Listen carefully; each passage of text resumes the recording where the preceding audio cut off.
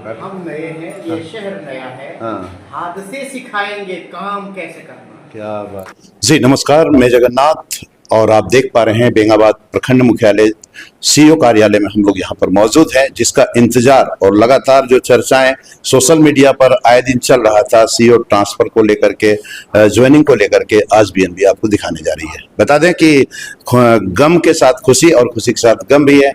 Madam जा रही हैं और अमीर हमजा साहब की चार्जभार यहाँ पर ले चुके हैं, तो मैडम से ही हम पूछेंगे कि कार्यकाल कैसा रहा बेंगाबाद का, क्योंकि बेंगाबाद में इन्होंने ऐसा कुछ कर दिखाई है जो लोग आने वाले समय पर याद करेंगे। तो मैडम से ही हम लोग शुरुआत करेंगे, फिर अमीर हमजा साहब के पास चलेंगे। जी मैडम, कैसा रहा कार्यकाल आपका बेंगाबाद का, थोड़ा सा बताएंगे जनता को। बहुत बहुत धन्यवाद जगन्नाथ जी। चूंकि ये मेरा पहला कार्यकाल रहा एज अ अंचल अधिकारी, तो यहाँ पे बहुत कुछ सीखने को मिला। मेरा पहला टेन्योर रहा।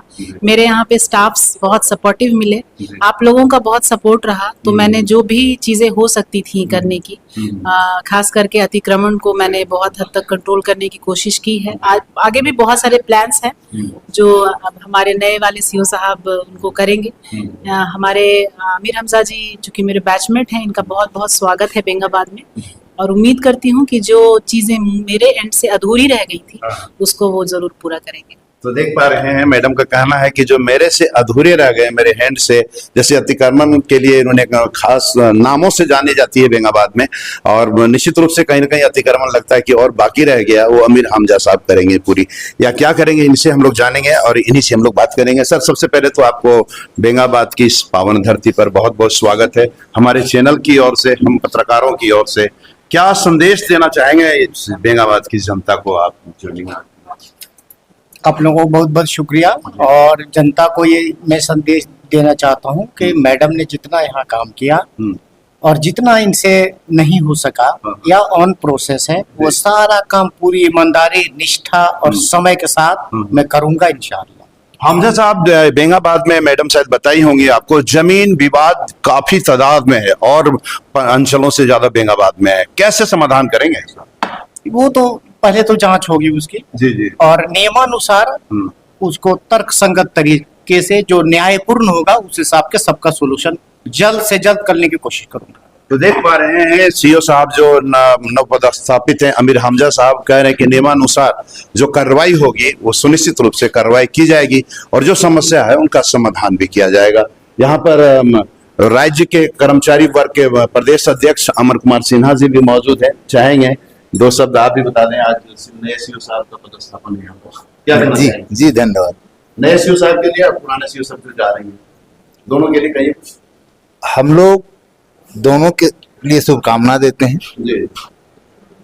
आने वाले के भी मेरे अधिकारी हैं और जो जा रही हैं वो भी अधिकारी, दोनों हैं। बस हम लोग विधि विधान जो सरकारी नियम है उसका अनुपालन करते हैं।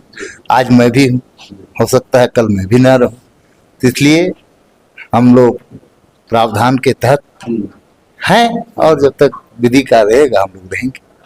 तो कुल मिलाकर के यूं कहा जाए कि सीओ साहब ने खुद कहा है कि समस्याओं का समाधान किया जाएगा, और मैडम जो जा रही हैं उनका कहना है कि मेरे हैंड से जो कुछ कार्य बाकी रह गए थे, अधूरे रह गए थे, उनका पूरा हमारे बेसमेंट जो अमीर हमजा साहब आए वो पूरा करेंगे। अब देखना यह है कि आने वाला वक्त ही बताएगा कि कितना समाधान होता है और कितना लोगों को सुकून मिलता है जमीन विवाद से। तो बने रहे बीएनबी जगन्नाथ के साथ और देखते रहें कब, कहां और कैसे दिखेगा, क्योंकि बीएनबी सच है तो बोलेगा। जय हो, जय हिंद, सत्य में जयते, वंदे मातरम। Thank you.